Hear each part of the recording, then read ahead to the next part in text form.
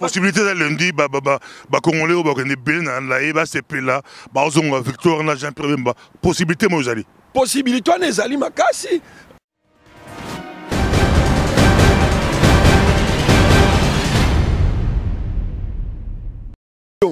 Voilà pour n'a estimé que na bande comme Zubazali na autant comme na était pour des raisons évidentes.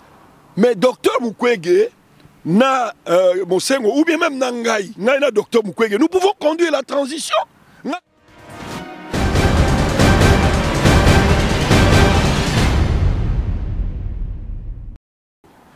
Tant que tu as une élection, awa.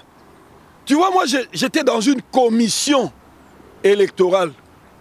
Commission à rédaction à charte, il y avait combattants, résistants, patriotes congolais à Belgique. Mais Ndeko Babi Balukuna a rempli ça qui va critère, t'es pour ma critère les alliés. Les alliés qui faiblesse.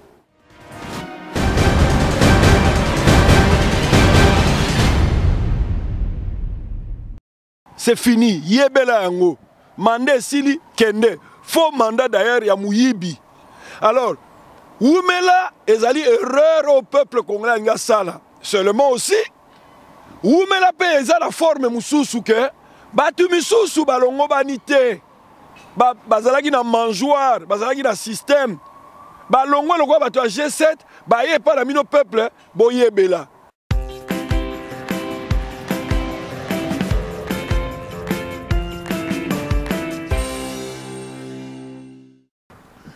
Balandi, un micro du pasteur Bobo partout où vous êtes à travers le monde.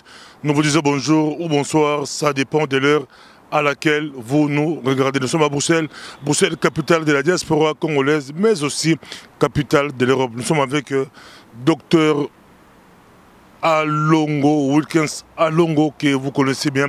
Bonjour, docteur Wilkins Alongo. Bonjour, pasteur Bobo Mopandi Sango. On vous suit partout, Bali Kolandayo, docteur Wilkins Alongo, aux amoureux combattants, aux côtés qui a droit, auquel a droit, au Poussani, au Komidikolo, combattant, juriste, docteur en droit. Comment au consulier Kango, combat na Bakeles non? Merci Mingi, micro du pasteur Bobo, la groupe Saliboso. Baimboka to ba congolais banso bipai biso bino bozali na kotombela bino na kopesa bino mbote mingi pe na kotombela bino ingeta poto ko kabunda etumbo to sito bandi pe to koti kati na yango na banzi motuna na yo lobi ke neni nazo concilier juriste combattant et puis docteur en droit na ina lo bomoni pasteur Bobo na combat na biso tozo sala pour la libération en mboka.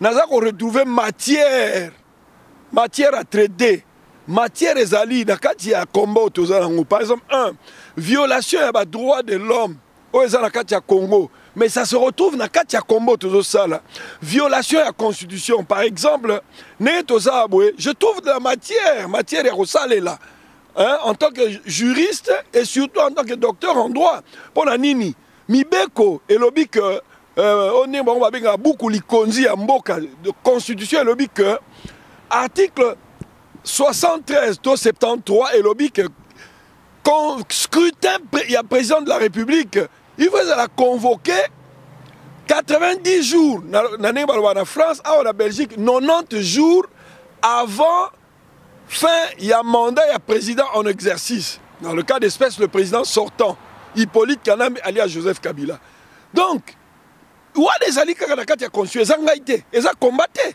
Mais matière, il y a combat. En même temps, matière peut en tant que juriste. Alongo, et ça, comment et ça, comment le niveau étude juriste et belé, beaucoup plus na combat politique, mais aucun na combat et combattant. Non. Combattant, azali pe politicien en même temps. Ce que les gens doivent comprendre, c'est ça. Puisque nous avons fait un politique. Pour renverser, pour changer l'institution, pour déraciner le système où le peuple congolais. C'est aussi la politique. Ce combat que nous menons. Batu Belé, maintenant, combat Mao Tse-tung, il est parti de la révolution. Qui a commis, qui a gouverné. C'est comme ça que nous avons mené le combat. je suis en train de partir du subjectif vers l'objectif, où je suis en train de partir du particulier au général. Le particulier, c'est quoi? C'est les éléments que nous voyons dans notre combat. Makamoto vivre dans combat, pas si viol à maman, génocide, violation à la constitution, glissement à mandat, alinéa 3, article 8. Répression, tout ça ce sont des matières où il y a vraiment normal que comment on a ça là, en particulier vers le général, en ce sens que comment tu as mené, tu as parti de la rue, tu as un bureau, tu as Kamamboka en tant que homme d'État. Merci beaucoup, Balandi Bisso Président. Mais tous on a eu le nom à Bruxelles, partout, docteur Wilkins à Longo. Lundi, le Camboya procès, Jean-Pierre Bemba, Babeza verdict, lundi, Oyo. Au cours de Balandi, Yuyo, juriste. Tolandi RFI lobby, peut-être dans tout le cas de figure, Bemba a retiré à la prison, même si va libéré, procureur a interjeté appel, tu n'es pas à Motamibeko, tu n'es pas à Motamibeko. Comment vous avez interprété lundi, comment Hollande information ou que salon au Bali Hollande? Bien, au moment pasteur Bobo, en tant que Motamibeko, la bandi justice, il y a malamu, la juste justice. Il y a une justice où il faut une instance judiciaire rendre, même à niveau international, même à niveau de la Cour pénale internationale. Parce que sont totalement bien, Cour pénale internationale et Salamaki pour combattre le trio de crimes. Otobengi, crime contre l'humanité, crime de génocide, crime de guerre, agression, crime contre la paix. Alors, justice vous a rendu une institution respectueuse, il faut renforcer confiance au Katina justice. Et moi je pense que ça ne sert à rien, ce qui, élément à charge ezali suffisant, ça ne sert à rien, il y a qu'à maintenir Moutou. Parce qu'au bout, dans tous les cas de figure, dans ce cas, on va se rendre compte que Motoana ba charge au Nicolas Naé et ça ba charge au Elongobanité. C'est pour ça que je voudrais simplement dire que, parce que moi j'ai aussi l'occasion d'être procureur dans la vie d'Angaï, le procureur, c'est-à-dire l'officier du ministère public, il instruit à charge et à décharge. Donc ce qui a monique Jean-Pierre Bemba Gombo, Engebene na statut à Rome. Ce qui a monique le 17 juillet 1998, Engebene na statut, ce qui a monique effectivement, crime imputé à mon aïe, alors à reconnaître. Mais ce qui a monique est abongoté, puisque jusque-là, d'après l'information qu'on a la difficulté, il y a qu'à prouver culpabilité. Alors, je suis lundi déjà, au cas où Balobi batiki Jean-Pierre Bemba. Jean-Pierre Bemba le procureur a interjeté appel. Jean-Pierre Bemba Robima a son tout les juridiquement parlant, Bali Kolandayo, ça bitumba entre défense na bon, effectivement, moto ceux qui va libérer Azala la prison, par exemple, la prison en détention, Azala privé de la liberté d'aller et de venir.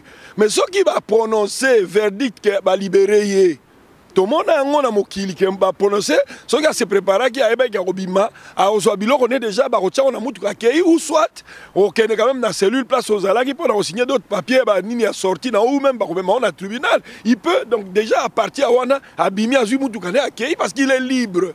Donc, Nini exigence, il y a restriction, il y a liberté, et ça, ils sont soutenus. Possibilité de lundi, Congolais, Victor, Jean-Pierre Bemba. Possibilité, moi, j'allais. Possibilité, on makasi, à moins que, bon, justice et fonctionnaire qu'on a évité. Parce que c'est totalement bien. Jean-Pierre Bemba Gombo, sénateur Azana Bokangemi, alors qu'il va te le quoi, Hippolyte Kanambe alias Kabila, il fallait à Kangama déjà, il fallait ne fût-ce que procureur à interpeller. Parce que t'as la les gars qui, le 19, le 21 janvier, puis le 22 janvier 2015. Mais c'est grave. T'as la fausse commune Yamaloukou. Moi, je pense que procureur, il fallait affongola vraiment nini enquête sérieuse pour la fausse commune comment ainsi de suite. Ozama Bundeli Mboka Alongo, Dr Wilkins Alongo, Tomoli Penza, Alongo a progressé Makasi Sengo, Naïlenga, on les missions à Alongo, Aloko Tikilanga Maloba, Ngapanelko Pesa Maloba, Dr Wilkins Alongo, Ozana CPI. Effectivement, Azandeko, Azana Isika Passi, il est tout à fait normal et naturel que Nazala Kuna, parce que ceux qui battent le roi, Hippolyte, qui est en liberté, il y a Kangami Kuna Zandeko, il faut qu'on nous soutenions. On reconnaît les vrais amis pendant le malheur. Et c'est comme ça que Narosenga, non seulement Nangaï, mais partout Bozali, il faut converger lundi. Mokol bako rendre verdict, vous converger la Cour pénale internationale et vous allez là comme quoi motu ya mingi nekoke azala pe entouré na baimboka bana mboka pona ko soutenir. C'est parce que aussi une analyse politique, on dit que on dit combat na yo et combat autour la politique, mais besoin de banner l'école plutôt que de lancer na combat politique sur Jean-Pierre Bemba Bimi lundi échec politique il y a RDC Congo et aujourd'hui les a bouleversement les a tremblement de terre tout aujourd'hui. Effectivement, parce que Jean-Pierre Bemba Gombo azali nani azali acteur moko très important na kati ya combat ya mboka na kati ya vie politique ya mboka soki abimi ekoningisa belé surtout ba imposteur wana oyo ba ibaki élection. Moi je pense qu'il faut même to relancer procès wana ya 2006, il faut to relancer parce que ayibaki pouvoir koyiba. Moi je pense que ça prescription ça mis na noté même à 10 ans l'équipe, mais je pense que to koki ko relancer mais quand cela ne tienne ne fût que soka zongi ka na mboka. Je suis sûr et certain que et qu'on bouleverser va donner ou va donner et belé dans Katia Mboka parce qu'il y a des acteurs politiques, opérateurs politiques, il y a kilo, il y a poids monnaie pour ceux qui a Kenya Mboka. Il fait bouleverser effectivement pourquoi d'ailleurs parti politique MLC ça parti beaucoup monnaie et ça na place monnaie dans Katia Congo. Dr Wilkins Alongo, na Bruxelles, capitale de la diaspora congolaise. Il y a lobby, il faut pas sa dossier. Il y a 2006, bien que Bemba Yemoko Aloba, j'ai accepté l'inacceptable. Bemba Boka la éponge. Tous en a yo, tous en a yo, sur la Congo, na République démocratique du Congo, Tomoli. Docteur Mukwege Narata Kin, la conférence à côté de l'opposant. Est-ce que tu as tendre vers transition dirigée par Docteur Mukwege? Est-ce que Mindele Bali derrière l'Américain, les autres derrière que Bazo pousse Kabila la sortie, Docteur Mukwege a dirigé transition? Comment on a la suite des événements dans RD Congo? Bien, Pasteur Bobo na Banzi, na Monaki on a Londres, aux Alagi dernièrement, Kuna. Mais année passée, en 2015, quand on a à Londres, dans le cas qui est pas à sans tabou, bateau ba ebié à Londres, journaliste mon kuna collègue Nabino. Odopam botope sembote, ali ko lantape siko. Na ça qui interview, na démontré que ba finga ka ba combattant ba ça ba voyou. Mais ngai na démontré que ngai na za combattant résistant, mais parmi ba combattant to ça ba intellectuel et belé. To ça na Christian Bola. Atangi, c'est un juriste, à ça même ma spécialisation. En France, il y a droit. Tout ça, na Pichu Somongo, Batangi, tout ça, na Batu Ebele, Batangi. Hein? Leki na biso, Zoro Bilele, Baza Batu Batangi, Bakeji, Aza on a biso la Belgique, Batangi. Ce sont des gens qui ont étudié, mais bon, on a biso tout tel, quoi, voyou, nani, Leki na biso, Kibouilou, Atangi Pe. Donc, tout ça, là-bas, Tangi est belé. Donc, je pense que Myriam Chouchouna, à ça, moi, c'est Tangi. Il faut la naine à s'exprimer. Yuyu Moutumosi, Tangi. Bref, je veux dire simplement que, na nenge proposition, na mekaki obabing en anglais, pour na lobagi en Angleterre, I have used my brain. Donc, j'ai fait fonctionner mes ménages. Nabi, non. Tokoti Kabotenga, en tant que combattant, il faut la proposer. Na lobagi depuis l'année passée que, d'ailleurs, signe ce jour là que Netoza Aboué n'a lobby que article 73 ou 73, il y a constitution le 18 février 2006 où ils ont régime Mboka. Article 73 que le scrutin du président de la République, il faut les convoquer 90 jours, 90 jours avant fin il y a mandat il y a président en exercice ou président sortant allons ton numéro mais concrètement ils ont l'article l'économie c'est difficile d'organiser l'élection yo le binini soulèvement populaire zanga yebela to transition mais pour moi transition sans Kabila je précise. Oui effectivement transition sans Kabila toujours cheminer quand un cas vers vide juridique quand même aux sous président. Ça, c'est un fait. Ils ont le soulèvement populaire, ils ont fait un mandat à présidenter et à préparer l'élection. On ne peut pas lui donner possibilité à conduire transition. Donc, qu'est-ce qui va se passer? C'est qu'il va se créer une transition. On a proposé qu'il y a depuis que le docteur Mukwege, par exemple, cardinal Mosengo, va conduire transition, mais va candidat à l'élection présidentielle. Tu pas na candidature na tout ça le débat public et puis moto sa projet de société Etienne Tshisekedi a dirigé transition mais a la candidat présidenté il a proposé docteur Mukwege ou Mosengo. Mais papa, pasteur Bobo, bien que la proposition. La proposition n'est pas une imposition. Voilà pour estimé que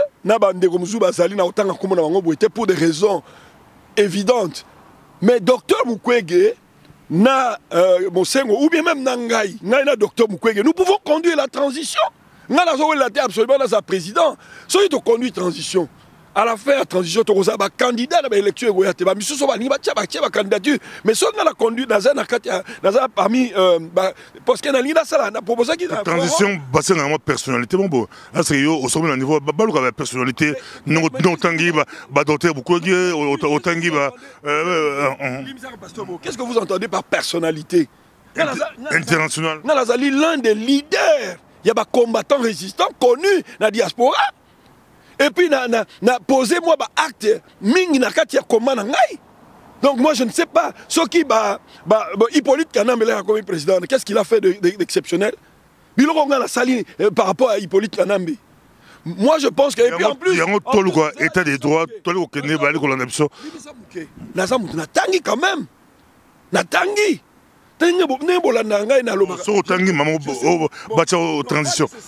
Transition, c'est autre chose. J'estime que Naza capable, son Naza entouré de conseillers. Au Canada qui bien le docteur Mukwege ou Mosengo continue la. Non, problème maintenant na lobi nangai parce que moi j'estime que j'en ai les compétences. Naza na mbulanine. Badani balum pati c'est bien on va qui na 36 ans. Moi j'ai plus que ça aujourd'hui. Et puis l'expérience on a eu. Moi, je pense que ce n'est pas conseillé bien. Je suis capable, ce que le docteur Mukwege ou même Namosengo, je suis capable. Il y a quoi assumer ma fonction. Allons autonomie que tu es capable, mais yo, Olobaki, tu t'es prononcé même au micro du pasteur Bobo, un PBTV qui est très suivi partout à travers le monde. Tu as précisé que toi-même, Allons, tu seras candidat. Si tu es candidat à l'élection présidentielle 2016, Bossana, transition, on peut ça oyo sera dirigé en gros à cause de la candidature. Olungo va baisser l'ambition à la baisse, Olungo okitsa l'ambition yo allons candidat président. Toi la transition. Une chose, tu vois, nanina la kisa, et ali pe signe moko ya humilité nanina la kisa que naza le koso ya pouvoir té. Autre le pouvoir, la transition. Le pouvoir n'est pas une fin en soi. Donc, Naza le conseil pouvoir à tout prix, non. Ça veut dire que Naza capable, il y a qu'on renoncer à pouvoir, à faire la transition. Et ça, moi je pense au contraire, c'est une grandeur d'âme. Il y a qu'on conduit la transition, à faire la transition, mais seulement. Le texte, la transition, il y a la volonté, texte. Tu es là pour 2 ans, ou 3 ans, ou 1 année, sauf que si le texte. Le pasteur Bobo Naza, juriste. Qui en dehors, il y a un juriste, une fois c'est la plus respectueuse à texte. Et ça, juriste, que je suis aussi. Moi, je pense que d'accord respecter le texte. Ce qui texte, c'est après transition, là, c'est présenté. Je dois le respecter avec beaucoup d'amour. Mais on a proposé que bateau va conduire transition, c'est sénateur. Évidemment, sénateur à vie, ou sénateur, il y a une très longue durée. C'est normal, ça, dans un sénateur. Mais ça sera une bonne chose. Mais seulement. Nazo Bangatez, pendant la transition et après la transition, on va croiser les fers.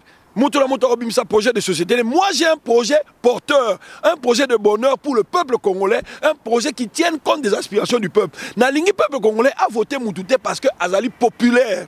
Ou bien pour Azana Mbong et Belé. Faudrait-il encore tuer l'origine Mbong Wana? Ou bien va voter Moutouté pour Azana notoriété. Non.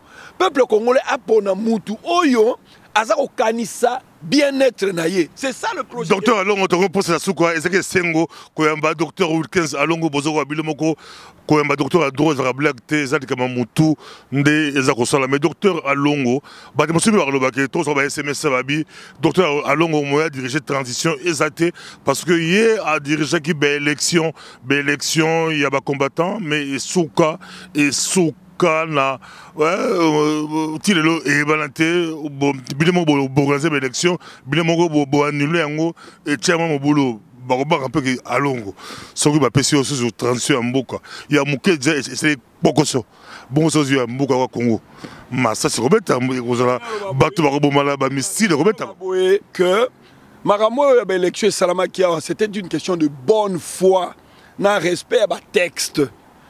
Tant que tu as une élection, tu vois, moi j'étais dans une commission électorale. Commission à rédaction à charte, il y avait combattants, résistants, patriotes congolais à Belgique.